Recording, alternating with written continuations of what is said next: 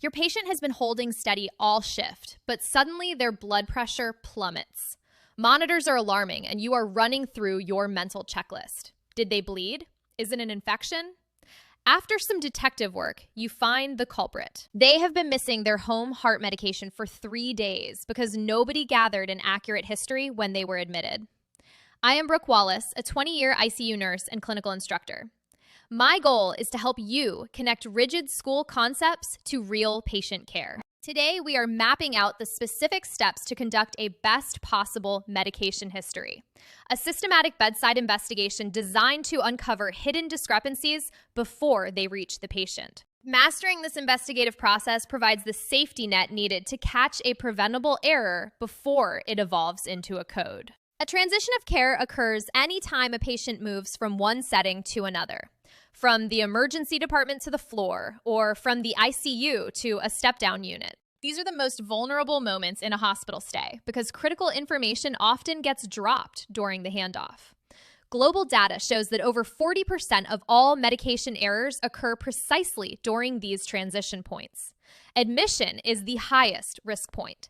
Up to 67% of prescription medication histories contain at least one error when a patient first enters the hospital. If the admission list is flawed, the error ripples through the entire stay. Doctors will prescribe treatments based on that cracked foundation, and the mistake eventually follows the patient right back home at discharge. Effective history taking requires moving beyond the list on the computer screen. If you ask closed questions like, "Are you taking 20 milligrams of lisinopril?" patients will instinctively nod yes. They often feel a psychological pressure to appear compliant or assume the computer is already correct. Use open-ended phrasing instead. Ask them, "Tell me what medications you take at home and exactly how you take them." This forces the patient to recall their actual routine. You must explicitly ask about over-the-counter supplements. For example, St. John's wort changes how the liver processes other drugs.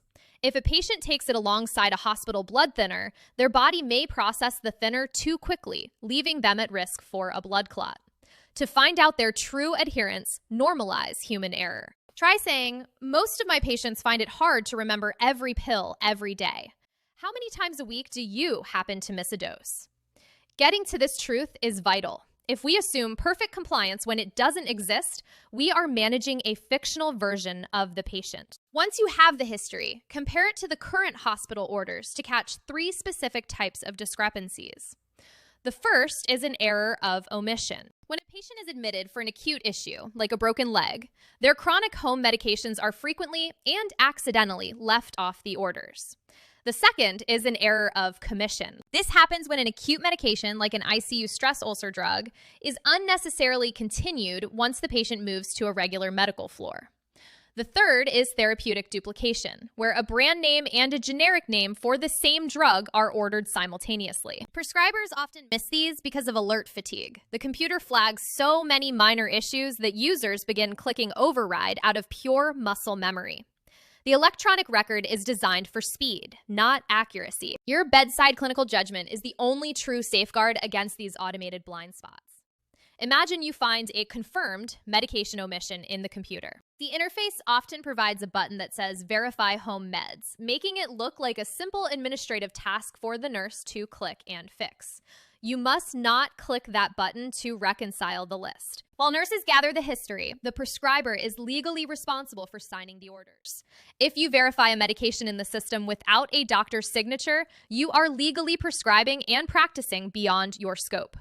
Your role is to flag the discrepancy for the prescriber. Page the doctor and say, "The pharmacy confirms the patient takes a daily blood thinner, but it is missing from the orders. Would you like me to put in an order for you to sign?"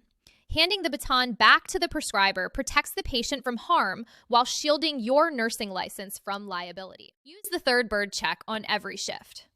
When you are at the bedside, state the name, dose, and reason for every pill before the patient takes it. Here's your metoprolol, 50 milligrams for your blood pressure. If the patient says they don't take a green pill at home, stop immediately. Treat that response as immediate evidence that the order requires re-verification. Do not try to convince them it is just a different generic brand. Success in this process depends on targeting the admission phase, conducting open-ended interviews, and catching computer discrepancies while staying within your legal scope of practice. Subscribe to build your clinical confidence and visit supernurse.ai for resources designed to help you think through these complex bedside scenarios. Hey, thanks for watching my YouTube channel. Don't forget to like and subscribe and leave a comment. Let me know what topics you want to see more of and how I can help you become the super nurse you were born to be. I hope to see you here again real soon.